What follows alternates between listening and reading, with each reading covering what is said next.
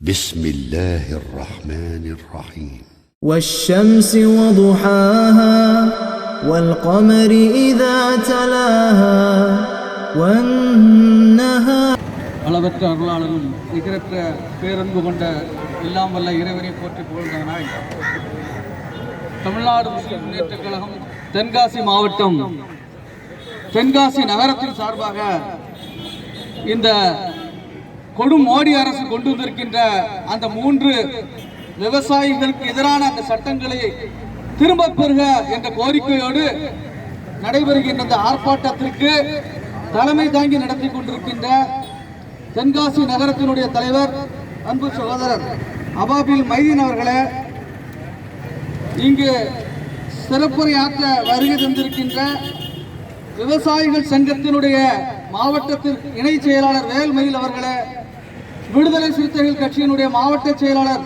அருமை சகோதரர் டேனியல் அருள் சிங் அவர்களே, தமிழ் புலிகள் இயக்கத்தினுடைய மாவட்ட செயலாளர் குற்றாலம் குமார் அவர்களே, என்னோடு சிறப்புரை ஆற்றி அமர்ந்திருக்கின்ற தமிழ்நாடு முஸ்லிம் முன்னேற்ற கழகத்தினுடைய மாநில செயலாளர் அருமை சகோதரர் நைனார் முகமது அவர்களே, எல்லோருடைய பெயரை சொல்லி உங்களை எல்லாம் வாழ்த்த வேண்டும் என்பதுதான் ஆசை. ஆனால் காலத்தின் அருமை கருதி விருந்தினர்களை மட்டும் விழித்துவிட்டு என்னுடைய அடுத்த உரைக்குள் நுழைகின்றேன். இங்கே திரளாக குழுமியிருக்கின்ற காலிஸ்தான் தீவிரவாதிகளே, நகர நக்சல்களே, தீவிரவாதிகளே, இதையெல்லாம் நாம் சொல்லவில்லை. நாம் யார் நமக்கு பிரதமர் என்று ஒருவரை வைத்திருக்கின்றோமே, ஒரு நாடக நடிகர், அவர் போராடுகின்ற மக்களுக்கு பார்த்து கொடுக்கின்ற ஒரு பட்டம் இது. சந்தோஷமாக ஏற்றுக்கொள்கின்றோம். சொல்வது நீங்கள் என்றால் நாங்கள் தீவிரவாதிகள் என்று சொன்னால் உண்மையிலே நாங்கள் தீவிரவாதிகள் தான். எங்களுடைய கொள்கைகளில் நாங்கள் தீவிரவாதிகள், எங்களுடைய உரிமைகளை பெறுவதிலே நாங்கள் நக்சல்களாக இருப்பதிலே நாங்கள் பெருமை கொள்கின்றோம். அருமை தோழர்களே, இந்த ஆர்ப்பாட்டத்திற்கு கண்டனை உரையாற்ற எனக்கு அழைத்திருக்கிறீர்கள். நான் இந்த விவசாயிகளுக்கான போராட்டத்தில் கலந்து கொள்வதற்கு நான் விவசாயி அல்ல.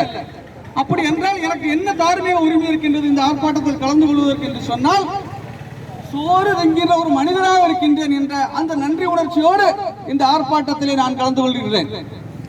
நம்முடைய தமிழ் மண் என்பது விவசாயிகளுக்கு உறுதுணையாக இருக்கக்கூடிய காளை மாடுகளுக்கு கூட உழவர் திருநாள் என்ற பெயரில் விலங்கு அந்த மாட்டுப் பொங்கல் என்கின்ற பெயரில் அவர்களுக்கு நன்றி தெரிவிக்கின்ற அருமையான மண் இது.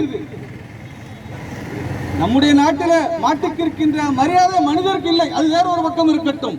ஆனால் இப்படி நன்றி தெரிவிக்கின்ற ஒரு சமூகத்திலே வாழ்ந்து கொண்டிருக்கின்ற நாம் இன்றைக்கு இந்த விவசாயிகளுக்கான இந்த நேரத்திலே நாம் குரல் கொடுக்கவில்லை என்று சொன்னால், எனக்கு முன்னே அவர்கள் குறிப்பிட்டது போல நாம் அன்றாட நம்முடைய உணவுகளுக்கு, ஒருவேளை உணவுகளுக்கு கூட நாம் அகதிகளாக இந்த அரசாங்கத்தையும் இந்த கார்ப்பரேட் நிறுவனங்களையும் எதிர்பார்த்து காத்திருக்க வேண்டும்.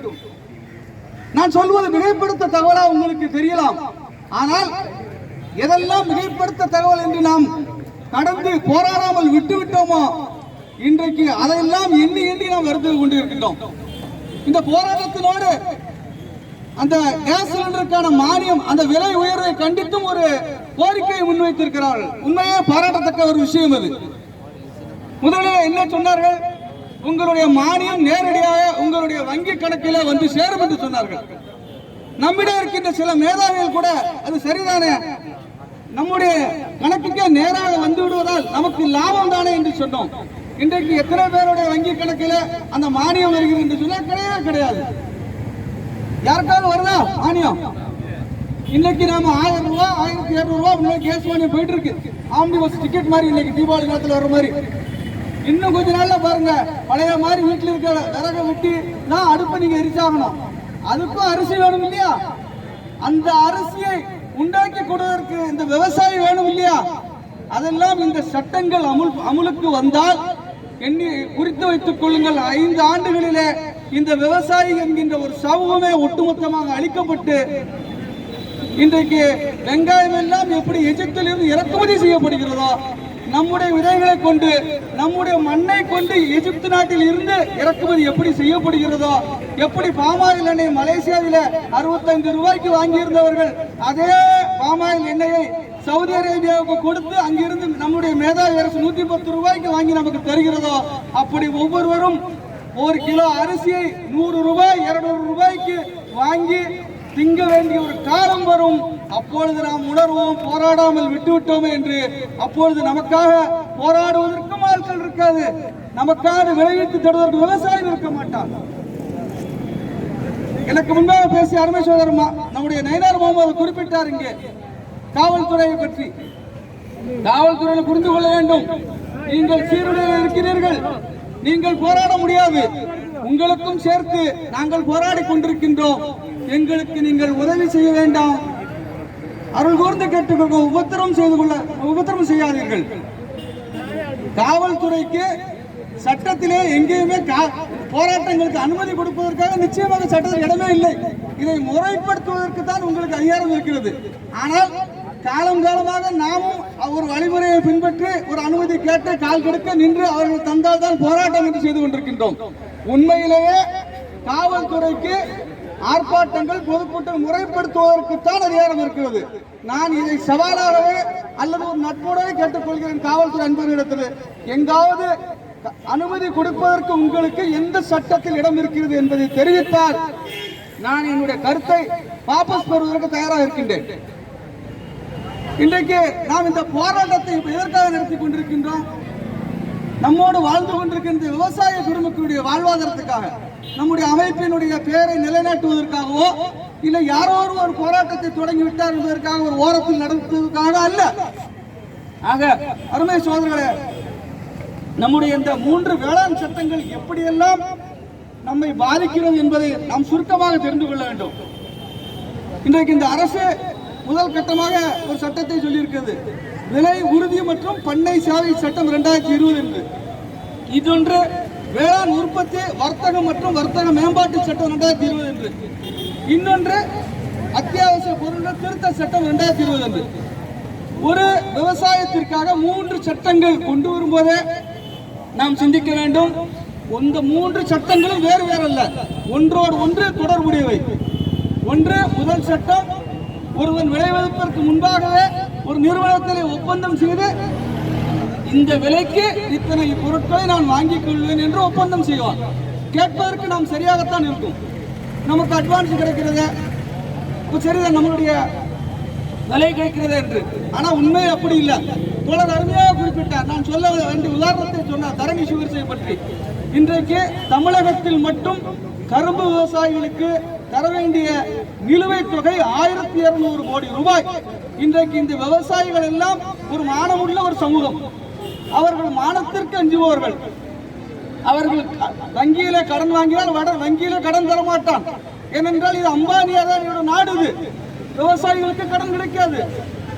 ஆகவே கந்து வெட்டிக்கு வாங்கி பொருட்களை எல்லாம் விற்று இன்றைக்கு கடன்கார் ஒரு பக்கம் கடன்காரராகவும் இன்னொரு பக்கம் மானத்திற்கு அஞ்சி தற்கொலை செய்பவர்களாக இந்த விவசாய வர்க்கம் இருக்கிறது. இன்னொன்று, இரண்டாவதாக ஒரு சட்டத்தை போட்டிருக்கிறார், வர்த்தக மேம்பாட்டு சட்டம் என்று. ஒரு மாநிலத்தில் விளைவித்த பொருளை நீங்கள் எங்கு வேண்டாமாலும் விற்பனை செய்து கொள்ளலாம். அப்பொழுது நாம் நினைக்கலாம், சரிதானே, மிகப்பெரிய சந்தை கிடைக்கிறது என்று. இதற்குத்தான் ஏற்கனவே நம்முடைய மாநில அரசு ஒழுங்குமுறை விற்பனை கூடம் என்று ஒன்று வைத்திருக்கிறது. இன்னொன்று, விலை நிர்ணய குறைந்தபட்ச விலை நிர்ணய சட்டம் ஒன்று இருக்கிறது. இந்த 2 சட்டங்களும் 2 ஏற்பாடுகளும் இருக்கின்ற பொழுதே இப்பொழுதே விவசாய பெருமக்களுடைய துயர் மிகப்பெரிய அளவில் இருக்கிறது. இப்பொழுது குறைந்த இந்த சட்டம் கொண்டு வரப்பட்டு விட்டால் இந்த ஒழுங்குமுறை விற்பனை கூடங்களாகட்டும் அல்லது இந்த குறைந்தபட்ச இந்த விலை திட்டம் என்பது காணாமல் போய்விடும். அப்படி என்றால் யாரிடம் வாங்க வேண்டும் என்று சொன்னால் நிச்சயமாக இதற்கென வேறு ஒருத்தன் வரப்போவதில்லை. அம்பானியும் அதானியும் வேறொரு பேரில இந்த பொருட்களை எல்லாம் வாங்கி சென்று நம்மை எல்லாம் அடிமையாக்கி கொள்ள போகின்றார். கடைசியாக ஒரு சட்டம் கொண்டு இருக்க, இதுதான் உள்ளதிலே ஆபத்தானது, அத்தியாவசிய பொருட்கள் திருத்த சட்டம் என்று. இந்த அத்தியாவசிய பொருட்கள் திருத்த இதுதான் மிகப்பெரிய ஆபத்து.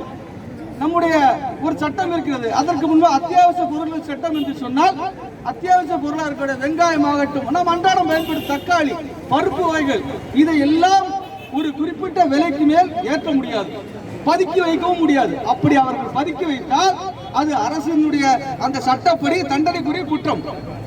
இது ஒரு பக்கம் இருந்தால் கூட இன்றைக்கு வெங்காய விலை சர்வசாதாரணமாக உயர்ந்து கொண்டிருக்கிறது. 1998 இந்த வெங்காய விலை உயர்வை சொல்லித்தான் பாரதிய ஜனதா கட்சி ஆட்சிக்கே வந்தது. அன்றைய பிரதமர் வாஜ்பாய் அவருடைய கவிதை நயத்தோடு சொல்வார், முன்னர் வெங்காயத்தை உரித்தால் தான் கண்ணீர் வரும் என்று, வெங்காயத்தை பேசினாலே கண்ணீர் வருகிறது என்று சொன்னார். ஆனால் இன்றைக்கு கண்ணீர் அல்ல சோழர்களே, ரத்தம் வருகிறது நம்முடைய கண்களில. இன்றைக்கு அவருடைய சகாவாக இருக்கக்கூடிய, அவருடைய வாரிசாக இருக்கக்கூடிய இந்த மோடியினுடைய ஆட்சியில் இந்த 3 சட்டங்களும் ஒன்றுக்கொன்று தொடர்புடையவை. மூன்றுமே ஒட்டுமொத்தமாக இந்த நாட்டினுடைய முதுகெலும்பாக திகழக்கூடிய இந்த விவசாயத்தை அழித்தொழிக்கக்கூடிய சட்டங்கள். இந்த சட்டங்கள் அமல் நடைமுறைக்கு வந்தால் நான் ஏற்கனவே குறிப்பிட்டது போல நாம் உணவுக்காக கையேந்தி கொண்டிருக்கின்ற ஒரு நிலை வரும். அந்த நிலை மாறுவதற்காகத்தான் இந்த போராட்டம். இந்த போராட்டம் என்பது நம்முடைய வாழும் உரிமைக்காக மட்டுமல்ல, நம்முடைய உணவு உரிமைக்காக நடைபெறுகின்ற இந்த போராட்டம். இந்த போராட்டத்தில் நாம் சற்று பின்வாங்கினாலும் அல்லது நாம் சோர்ந்து இருந்து விட்டாலும் இந்த கொடியேறு கூட்டம் நம்மை எல்லாம் விற்பனை செய்துவிட்டு அவர்கள் மிக சாதாரண அவருடைய கஜானாக்களை விற்பனை செய்து கொண்டு போய்விடுவார்கள். அருமை தோழர்களே, இன்னும் இந்த போராட்டங்கள் நாம் அதிகரிக்க வேண்டியது இருக்கிறது. எங்கு பார்த்தாலும் இந்த மோடியினுடைய ஆட்சியில் ஒரே நாடு ஒரே திட்டம் என்று நான் கேட்கிறேன். ஒரே நாடு ஒரே திட்டம் என்று சொன்னால் இன்றைக்கு ராணுவத்திலே ஒரே மாதிரியாக இவர்களால் கொண்டு வர முடிகிறதா? நாம் இங்க இருக்கிற நாம் யாராவது ராணுவத்தில் சேர்ந்தாலும் வலித்து சேவ் செய்திருக்கணும், அப்படிதானே? முஸ்லீம்களை போய் சேர்ந்தாலும் தாடி வைக்க முடியாது. ஆனா நம்முடைய சீக்கிய தோழர்கள் அப்படி செய்ய முடியுமா? சொல்லி பாரு தெரியும். இன்னைக்கு 1.5 கோடி பேர் தான் இருக்கிறாங்க மானம் உள்ள தோழர்கள். இன்னைக்கு கடும் பனியும் கடும் குளிரையும் பொருட்படுத்தாமல் போராடிட்டு இருக்கான். இன்னைக்கு அவங்ககிட்ட போய் உன்னுடைய இந்த அந்த சேட்டை எல்லாம் பண்ணி பாரு, சொட்டளவு முடிச்சு அனுப்பிச்சிருவாங்க. 1.5 கோடி பேர் இருக்காங்க, கண்ணில் விரல விட்டு ஆட்டுறாங்க. எல்லாரும் சொல்றாங்க அவங்க சீக்கிரம் போராட்டத்தை நீங்க ஆதரவு கொடுக்குறீங்க, என்ன செய்யறது? அவங்க உடம்புலயும் நல்ல ரத்தம் ஓடுது, எங்க உடம்புலயும் நல்ல ரத்தம் ஓடுது. நல்ல ரத்தம் ஓடுறவங்களாம் இப்படிதான் போராடுவான். வேற மாதிரி ரத்தம் ஓடுறவங்களாம் இவங்க காலையில நக்கிட்டு தான் இருப்பான். இன்னைக்கு போராடுற விவசாயிகளை பார்த்து பேச வேண்டிய மோடி அதுக்கு துப்பு இல்லாம அதானிக்கு ஒரு பேரம் திறந்திருக்கான்னு சொல்லி அதை பார்க்கவே ஓடிட்டு போறாரு ஒரு நாட்டோட பிரதமர். போராடுற மக்களுக்கு பார்க்க துப்பு இல்ல, என்ன கோரிக்கைகள் கேட்க துப்பு இல்ல. போராட்டத்துக்கு இப்போ சுப்ரீம் கோர்ட் உள்ள வந்திருக்கு, ஏமாந்துடக்கூடாது. முதல்ல பார்க்கும்போது நமக்கு ஆதரவா பேசுற மாதிரி அப்படி தடவை கொடுத்து பேசுவாங்க. அது போராட்டம் பண்ற உரிமை தானே இருக்கு, அது சரிதானே, அதை எப்படி நம்ம மறுக்க முடியும்? அதுலயே ஒரு ஆபத்தா ஒரு கருத்தை சொல்றான். எப்போது நீங்கள் சட்டத்தை மீறாத வரைக்கும் நாங்கள் இந்த போராட்டங்களை ஆதரிப்போம். இங்கதான் திட்டம். அடுத்தால் என்ன செய்ய போறோம்? சிஏஏ எதிர்ப்பு போராட்டத்தை நாம பார்த்தோம். டெல்லியில் அமைதியா நடந்துட்டு இருந்தது. திடீர்னு எவனோ 2 பேர் உள்ள வந்தான், துப்பாக்கி தூக்கி சுட்டான். அதோட ஆரம்பிச்சு கலெக்டனா இப்போ அதான் சுப்ரீம் கோர்ட்ல ஒரு பக்கம் சொல்லுதுன்னா இனிமேல் தான் நாம் எச்சரிக்கையாக இருக்கட்டும். மிக ஜனநாயக வழியில் போராடுகின்ற நாம், காந்திய வழியில் போராடுகின்ற நாம் கடைசி வரை அந்த போராட்டம் காந்திய வழியில் தான் தொடர வேண்டும் என்று சொன்னால் நாம் எச்சரிக்கையாக இது போன்ற நேரத்தில் விஷமிகள் நம்முடைய போராட்டங்களிலே ஊடுருவி விடாமல் மிக மிக எச்சரிக்கையாக இருக்க வேண்டும் என்று இந்த நேரத்தில் கேட்டுக்கொள்ள விரும்புகிறேன். நம்முடைய தமிழ்நாட்டில் இருக்கக்கூடிய ஐயா கண்ணு போன்றவர்கள் ஒரு நேரத்திலே டெல்லியிலே கலங்கடித்தார்கள். நிர்வாணமாக வீதியிலே ஓடுவது, மலத்தை அள்ளி தின்பது, எலியை உண்டு தின்பது என்று இப்படி எல்லாம் சொன்னார்கள். இப்பொழுது அவர் எங்கே போனார்? அந்த ஐயா கண்ணு சாதாரணமாக ஒரு போராட்டத்திற்கு மிகப்பெரிய போராட்டம் என்று காண்பித்தார். ஆனால் இன்றைக்கு எங்கே போனார் அந்த ஐயா கண்ணு என்றால் பூத கண்ணாடி தேடினால் கூட அவர் கிடைக்க மாட்டார். ஏனென்று சொன்னால் அவ்வளவு நல்லவர் அவர். அவர் யார் என்று சொன்னால் நம்முடைய ஐயா மோடியுடைய கைக்கூலி. அவரே ஒரு ஆள் அவருக்கு எதிராக போராட்டத்தை ஆரம்பிப்பாரு. அதுக்கப்புறம் நான் சொல்ற மாதிரி கேட்டுக்கொண்டு சொல்லி அவர் போராட்டத்தை விடுப்பார். இதுதான் இந்த பாசிசத்தோட தந்திரம். இவங்க இதெல்லாம் எங்க படிச்சாங்க தெரியுமா? இவங்களுடைய முப்பாட்டம் நாஜிகள்கிட்ட படிச்சது. எல்லாம் ஒரே கூட்டம். ஜெர்மனில அவன் என்ன பண்ணானோ அதே மாதிரி தான் இங்கேயும் பண்ணுவான். ஏன்னா இவனுக்கு சொந்த சரம் கிடையாது. ஒரு வேலைக்கு இந்த ஆரிய கூட்டம், இந்த கூட்டம் எப்படி செய்யணும்னா இப்படிதான் போராட்டங்களுக்கு மத்தியில அவரை ஆதரிக்கிற மாதிரி ஆதரிக்கிறது. அதுக்கப்புறம் பின்னால போய் அதை கவுத்துறது. இப்படியான போராட்டங்கள் தொடர்ந்து கொண்டுதான், அவர்களுடைய சேட்டைகள் தொடர்ந்து கொண்டுதான் இருக்கும். நாம் நம்முடைய போராட்டங்களை இன்னும் வீரியப்படுத்த வேண்டும். இன்றைய தினம் தென்காசியிலே சிறப்பான ஒரு ஆர்ப்பாட்டத்தை நம்முடைய தென்காசி நகர நிர்வாகிகள் மிக சிறப்பாக நடத்தியிருக்கிறார்கள். உண்மையிலேயே தமிழ்நாடு முஸ்லிம் கழகத்தினுடைய மாநில நிர்வாகத்தின் சார்பாக அவர்களுக்கு நான் பாராட்ட கடமைப்பட்டிருக்கின்றேன். இன்னும் இந்த போராட்டங்கள் வலிமை பெற வேண்டும். இந்த போராட்டங்கள் இங்கு மட்டுமல்ல, இறைவன் நாடினால் உங்களோடு கரம் கோர்த்து நாம் டெல்லியுடைய அந்த தோழர்களையும் சென்று அவரோடும் இந்த போராட்டத்தில் நம்முடைய பங்களிப்பை செய்வோம் என்று கூறி காலத்தின் அருமை கருதி என்னுடைய உரையை தொடர் நிறைவு செய்கிறேன். வாஹித் அஸ்ஸலாமு அலைக்கும் வரஹ்மத்துல்லாஹி வபரகாத்துஹு.